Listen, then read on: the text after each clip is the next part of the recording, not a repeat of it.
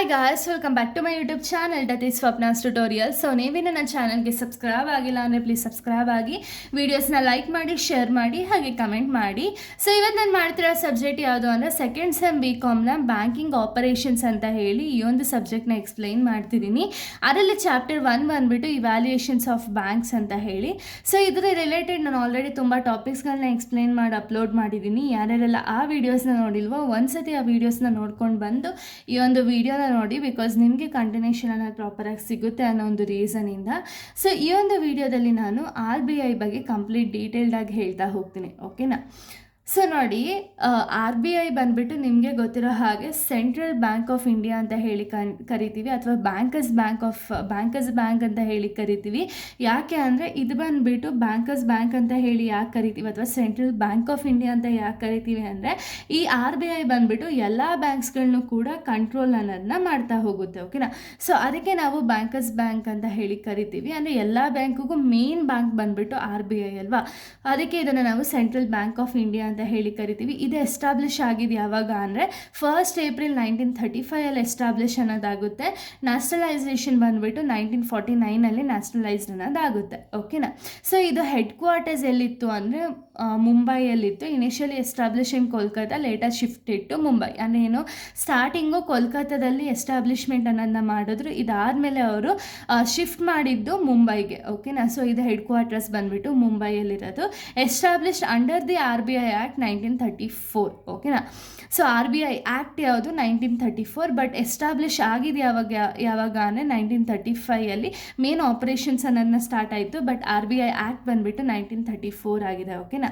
ಇನ್ನು objectives of RBIನ ನಾವು ನೋಡೋದಾದರೆ ಆಬ್ಜೆಕ್ಟಿವ್ಸ್ ಏನೇನೆಲ್ಲ ಆಬ್ಜೆಕ್ಟಿವ್ಸ್ ಇದೆ ಅಂದರೆ ಮಾನಿಟರಿ ಸ್ಟೆಬಿಲಿಟಿ ಅಂದರೆ ಏನು, maintain stability in prices and currency value. So ಇವ್ರೇನು ಮಾಡ್ತಾರೆ ಅಂದರೆ ಸ್ಟೆಬಿಲಿಟಿ ಅನ್ನೋದನ್ನ ಮೇಂಟೈನ್ ಮಾಡ್ತಾ ಹೋಗ್ತಾರೆ. ಅಂದರೆ ಏನು, ಪ್ರಾಪರ್ ಮೇಂಟೆನೆನ್ಸ್ ಅನ್ನೋದನ್ನ ಮಾಡ್ತಾರೆ. ಏನರಲ್ಲಿ ಅಂದರೆ ಪ್ರೈಸಸ್ ಆಗಿರ್ಬೋದು ಅಥವಾ ಕರೆನ್ಸಿ ವ್ಯಾಲ್ಯೂಸಲ್ಲಿ ಆಗಿರ್ಬೋದು, ಒಂದು ಮಾನಿಟರಿ ಸ್ಟೆಬಿಲಿಟಿ ಅನ್ನೋದನ್ನ ಮೇಂಟೈನ್ ಮಾಡ್ತಾ ಹೋಗ್ತಾರೆ RBI ಅವರು. ನೆಕ್ಸ್ಟ್ ಫಿನಾನ್ಷಿಯಲ್ ಸ್ಟೆಬಿಲಿಟಿ ಅಂದರೆ ಏನು, ensure smooth functioning of financial institutions. ಅಂದರೆ ಏನು, ಫಿನಾನ್ಷಿಯಲ್ ಇನ್ಸ್ಟಿಟ್ಯೂಷನ್ ಸ್ಮೂತಾಗಿ ರನ್ ಆಗಬೇಕು ಅಂತ ಹೇಳಿ ಒಂದು ಫಿನಾನ್ಷಿಯಲ್ ಸ್ಟೆಬಿಲಿಟಿನೂ ಕೂಡ RBI ಅವರೇ ಮೇಂಟೈನ್ ಮಾಡ್ತಾ ಹೋಗೋದು. Economic development. ಸೊ RBI ಅವರು ಏನು ಮಾಡ್ತಾರೆ ಅಂದರೆ ಎಕನಾಮಿಕ್ ಡೆವಲಪ್ಮೆಂಟ್ ಆಗೋದಕ್ಕೆ ತುಂಬ ಸಪೋರ್ಟ್ ಮಾಡ್ತಾರೆ. ಲೈಕ್ ಯಾವ ರೀತಿ ಅಂದರೆ ಅಗ್ರಿಕಲ್ಚರಲ್ಗಾಗಿರ್ಬೋದು ಅಥವಾ ಡೆವಲಪ್ಮೆಂಟ್ಗಾಗಿರ್ಬೋದು, ಲಾಂಗ್ ಪ್ರಾಜೆಕ್ಟ್ಸ್ಗಳಿಗೆ ಲೋನ್ಸ್ ಅನ್ನೋದನ್ನ ಪ್ರೊವೈಡ್ ಮಾಡಿ ಒಂದು ಡೆವಲಪ್ಮೆಂಟ್ ಆಗಬೇಕು ಅಂತ ಹೇಳಿ ತುಂಬ ಅಂದರೆ ಫೋಕಸ್ ಮಾಡ್ತಾರೆ. ಎಕನಾಮಿಕ್ ಗ್ರೋತ್ಗೆ ಫೋಕಸ್ ಅನ್ನೋದನ್ನ ಮಾಡ್ತಾರೆ. Next credit control, regulate money supply and bank credit. So ಇವ್ರೇನು ಮಾಡ್ತಾರೆ ಅಂದರೆ ಕ್ರೆಡಿಟ್ ಕಂಟ್ರೋಲ್ ಅನ್ನೋದನ್ನ ಮಾಡ್ತಾ ಹೋಗ್ತಾರೆ RBI ಅವರು. Development of banking. ಸೊ ಬ್ಯಾಂಕ್ನ ಡೆವಲಪ್ಮೆಂಟ್ ಮಾಡೋದ್ರ ಕಡೆ ಇವ್ರು ತುಂಬ ಫೋಕಸ್ ಅನ್ನೋದನ್ನ ಮಾಡ್ತಾ ಹೋಗ್ತಾರೆ. ಇನ್ನು ಫೀಚರ್ಸ್ ಆಫ್ RBIನ ನೋಡೋದಾದರೆ ಇದನ್ನು ನಾವು ಸೆಂಟ್ರಲ್ ಬ್ಯಾಂಕ್ ಆಫ್ ಇಂಡಿಯಾ ಅಂತ ಹೇಳಿ ಕರಿತೀವಿ. ಯಾಕೆ ಅಂದರೆ ಆಲ್ ದ ಬ್ಯಾಂಕ್ಸ್ಗಳನ್ನ ಕಂಟ್ರೋಲ್ ಮಾಡುತ್ತಲ್ಲ, ಸೊ ಅದಕ್ಕೆ ಸೆಂಟ್ರಲ್ ಬ್ಯಾಂಕ್ ಆಫ್ ಇಂಡಿಯಾ ಅಂತ ಹೇಳಿ ಕರಿತೀವಿ. ಇನ್ನು ಗೌರ್ಮೆಂಟ್ ಓನ್ಡ್ ಇನ್ಸ್ಟಿಟ್ಯೂಷನ್ಸ್ ಅಂದರೆ ಏನು, RBI ಅನ್ನೋದು ಫುಲ್ಲು ಗೌರ್ಮೆಂಟ್ ಆಫ್ ಇಂಡಿಯಾ ಏನಿದೆಯಲ್ಲ ಅದು ಕಂಪ್ಲೀಟಾಗಿ ಓನ್ ಅನ್ನೋದನ್ನ ಮಾಡುತ್ತೆ, ಅಥವಾ ಲೈಕ್ ಅವರೇ ಗೌರ್ಮೆಂಟ್ ಅಂಡರಲ್ಲೇ RBI ಅನ್ನೋದು ಇರೋದು, ಓಕೆನಾ.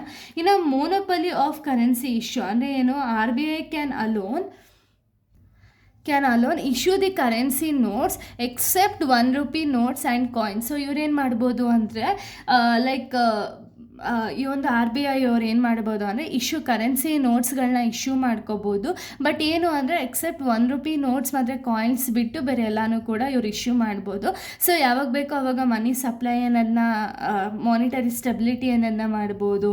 ಹಾಗೆ ಫಿನಾನ್ಷಿಯಲ್ ಸ್ಟೆಬಿಲಿಟಿ ಅನ್ನೋದು ಕೂಡ ಈ ಒಂದು RBI ಅವರು ಮಾಡ್ತಾ ಹೋಗ್ತಾರೆ, ಓಕೆನಾ. ಇನ್ನು ಕಂಟ್ರೋಲರ್ ಆಫ್ ಕ್ರೆಡಿಟ್, ನಿಮ್ಗೆ ಆಗಲೇ ಹೇಳ್ದಂಗೆ control supply of money and credit. So ಇವ್ರು ಏನು ಮಾಡ್ತಾರೆ ಅಂದರೆ ಕ್ರೆಡಿಟ್ ಅನ್ನೋದನ್ನ ಕಂಟ್ರೋಲ್ ಮಾಡ್ತಾ ಹೋಗ್ತಾರೆ, ಓಕೆನಾ. ಯಾವ ರೀತಿ ಕಂಟ್ರೋಲ್ ಮಾಡ್ತಾರೆ ಅಂದರೆ ಸಪ್ಲೈ ಆಫ್ ಮನಿ ಆಗಿರ್ಬೋದು, ಕ್ರೆಡಿಟ್ನ ಕಂಟ್ರೋಲ್ ಮಾಡೋ ಮೂಲಕ ಕಂಟ್ರೋಲರ್ ಆಫ್ ಕ್ರೆಡಿಟ್ ಅಂತ ಹೇಳಿ ಇದು ಮಾಡ್ತಾರೆ. ಇನ್ನು ಬ್ಯಾಂಕರ್ಸ್ ಬ್ಯಾಂಕ್ ಅಂದರೆ ಏನು ಅಂದರೆ act as an banks for the commercial banks. So commercial ಬ್ಯಾಂಕ್ಸ್ಗಳು ಯಾವುದಿರುತ್ತಲ್ಲ ಅದಕ್ಕೆ ಬ್ಯಾಂಕರ್ಸ್ ಬ್ಯಾಂಕ್ ಆಗಿ ಇವರು ಆ್ಯಕ್ಟ್ ಅನ್ನೋದನ್ನ ಮಾಡ್ತಾರೆ. ಯಾಕೆಂದರೆ ಅವರೇ ಕಂಟ್ರೋಲ್ ಮಾಡೋ ರೀಸನಿಂದ ಬ್ಯಾಂಕರ್ಸ್ ಬ್ಯಾಂಕ್ ಅಂತ ಹೇಳಿ ಕರಿತೀವಿ. ಇನ್ನು ಬ್ಯಾಂಕರ್ ಟು ಗೌರ್ಮೆಂಟ್ ಅಂದರೆ ಏನು, main government account. So maintain the government accounts ಏನಿದೆ ಏನಿದೆಯಲ್ಲ ಆ ಗೌರ್ಮೆಂಟ್ ಅಕೌಂಟ್ಸ್ ಎಲ್ಲನೂ ಕೂಡ RBI ಅವರು ಮೇಂಟೈನ್ ಮಾಡ್ತಾ ಹೋಗ್ತಾರೆ. ಓಕೆನಾ.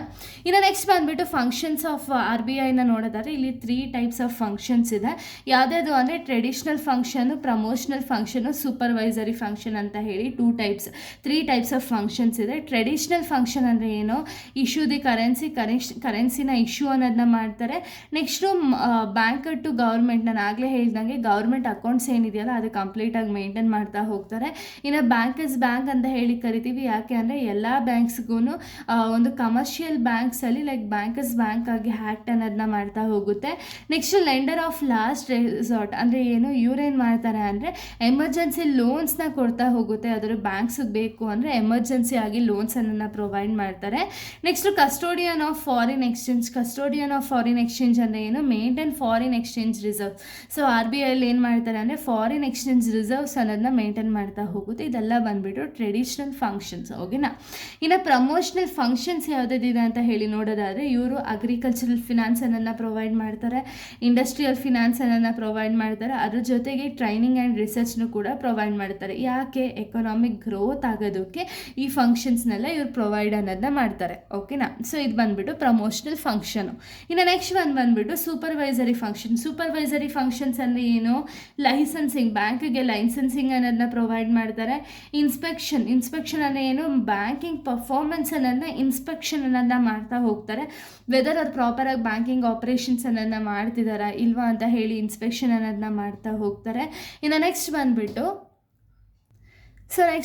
Regulation of banking operation ensures that the proper banking practices ಇದೆಯಾ ಅಂತ ಹೇಳಿ ರೆಗ್ಯುಲೇಷನ್ಸ್ ಅನ್ನೋದನ್ನ ಅಂದರೆ ಆ್ಯಕ್ಟ್ಸ್ಗಳನ್ನ ಅಥವಾ ರೂಲ್ಸ್ ರೆಗ್ಯುಲೇಷನ್ಸ್ ಏನಿದೆಯಲ್ಲ ಅದನ್ನ ಬ್ಯಾಂಕ್ಸ್ಗಳಿಗೆ ಪ್ರೊವೈಡ್ ಮಾಡ್ತಾರೆ. ಇನ್ನು ನೆಕ್ಸ್ಟ್ ಬಂದುಬಿಟ್ಟು ಕನ್ಸ್ಯೂಮರ್ ಪ್ರೊಟೆಕ್ಷನ್. ಸೊ ಇವ್ರೇನು ಮಾಡ್ತಾರೆ ಅಂದರೆ ಕನ್ಸ್ಯೂಮರ್ ಅಥವಾ ಕಸ್ಟಮರ್ ಪ್ರೊಟೆಕ್ಷನ್ ಏನಿದೆಯಲ್ಲ ಅದನ್ನ ಕಸ್ಟಮರ್ ಇಂಟ್ರೆಸ್ಟ್ ಅನ್ನೋದನ್ನ ಪ್ರೊಟೆಕ್ಟ್ ಅನ್ನೋದನ್ನ ಮಾಡ್ತಾ ಹೋಗ್ತಾರೆ. ಓಕೆನಾ. ಇದು ಕಂಪ್ಲೀಟ್ ಡೀಟೇಲ್ಸ್ RBI ಆಗಿದೆ. ನಿಮ್ಗೆ ಎಕ್ಸಾಮಲ್ಲಿ ಕೊಟ್ಟರು ಅಂದರೆ ಇಷ್ಟೊಂದು ಬರೆದ್ರೆ ಸಾಕು, ಕಂಪ್ಲೀಟಾಗಿ ನಿಮ್ಗೆ ಏನು ಎಕ್ಸಾಮಲ್ಲಿ ಕೊಟ್ಟಿರ್ತಾರಲ್ಲ ವೆದರ್ ಫಂಕ್ಷನ್ಸ್ ಬರೀರಿ ಅಥವಾ ಆಬ್ಜೆಕ್ಟಿವ್ಸ್ ಬರೀರಿ ಅಥವಾ ಫೀಚರ್ಸ್ ಬರೀರಿ ಅಂದರೆ ಇದನ್ನೆಲ್ಲ ಸೇರಿ ಒಟ್ಟಿಗೆ ಬರೀರಿ. ಓಕೆನಾ. ಸೊ 12 ಮಾರ್ಕ್ಸ್ಗಾಗಿರಲಿ ಅಥವಾ 5 ಮಾರ್ಕ್ಸ್ಗಾಗಿರಲಿ ಕಂಪ್ಲೀಟ್ ಇನ್ ಡೀಟೇಲ್ ಬರೆದ್ರೆ ನಿಮ್ಗೆ ಆರಾಮಾಗಿ ನಿಮಗೆ ಮಾರ್ಕ್ಸ್ ಅನ್ನೋದು ಸಿಗುತ್ತೆ. ಸೊ ಇಲ್ಲಿಗೆ ಒಂದು ವಿಡಿಯೋ ಅನ್ನೋದು ಕಂಪ್ಲೀಟ್ ಆಗುತ್ತೆ. ಇನ್ನು ನೆಕ್ಸ್ಟ್ ವೀಡಿಯೋದಲ್ಲಿ ನಾನು ಬೇರೆ ಒಂದು ಟಾಪಿಕ್ನ ಎಕ್ಸ್ಪ್ಲೈನ್ ಮಾಡ್ತೀನಿ. So thank you guys, thanks for watching.